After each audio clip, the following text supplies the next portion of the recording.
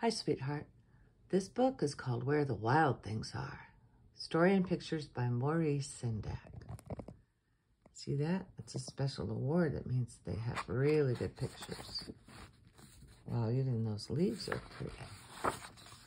Where the wild things are. Wow.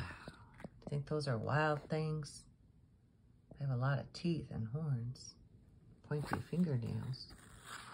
There's a little boy dressed up. There's the little boy. Does he look like a wolf? It says, the night Max wore his wolf suit and made mischief of one kind and another. He's getting into mischief. See him chasing the dog? His mother called him Wild Thing, and Max said, I'll eat you up.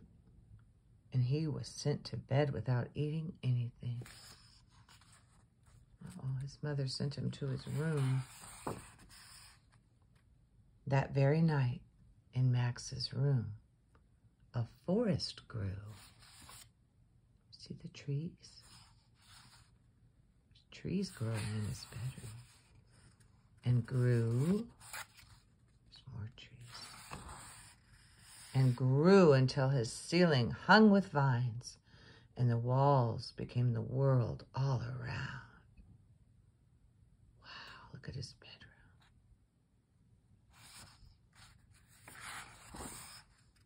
And an ocean tumbled by with a private boat for Max, and he sailed off through night and day. This is Max. And in and out of weeks, and almost over a year, to where the wild things are. Look at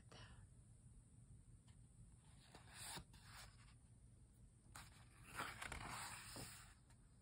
And when he came to the place where the wild things are, they roared their terrible roars and gnashed their terrible teeth and rolled their terrible eyes and showed their terrible claws.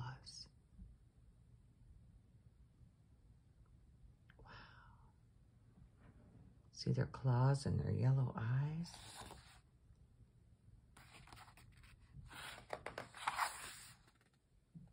Till Max said, be still, and tamed them with the magic trick of staring into their yellow eyes without blinking once. And they were frightened and called him the most wild thing of all. Look at that. He got them all to be still. By staring into their eyes, and made him king of all wild things.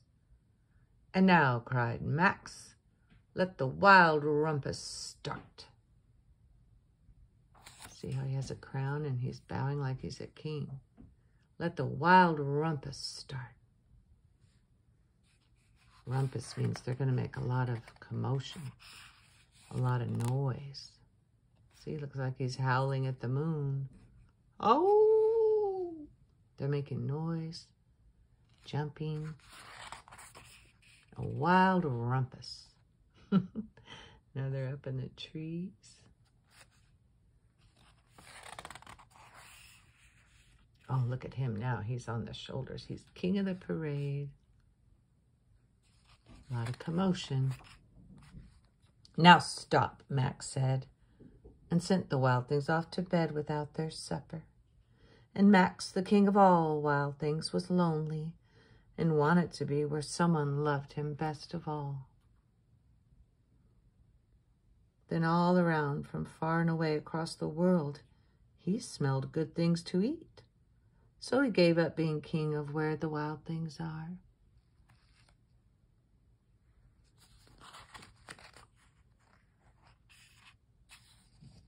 But the wild things cried, oh, please don't go. We'll eat you up. We love you so. And Max said, no. The wild things roared their terrible roars and gnashed their terrible teeth and rolled their terrible eyes and showed their terrible claws. But Max stepped into his private boat and waved goodbye.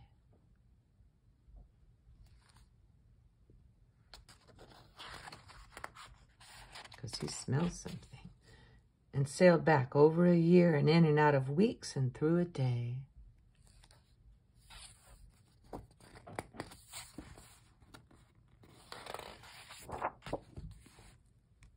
And into the night of his very own room, where he found his supper waiting for him.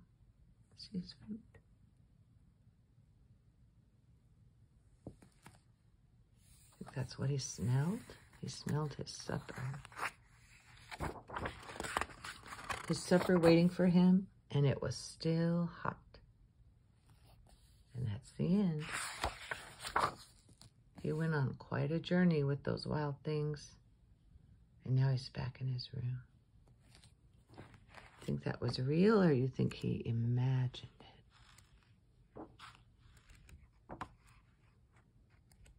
Because way back here, he's just in his room.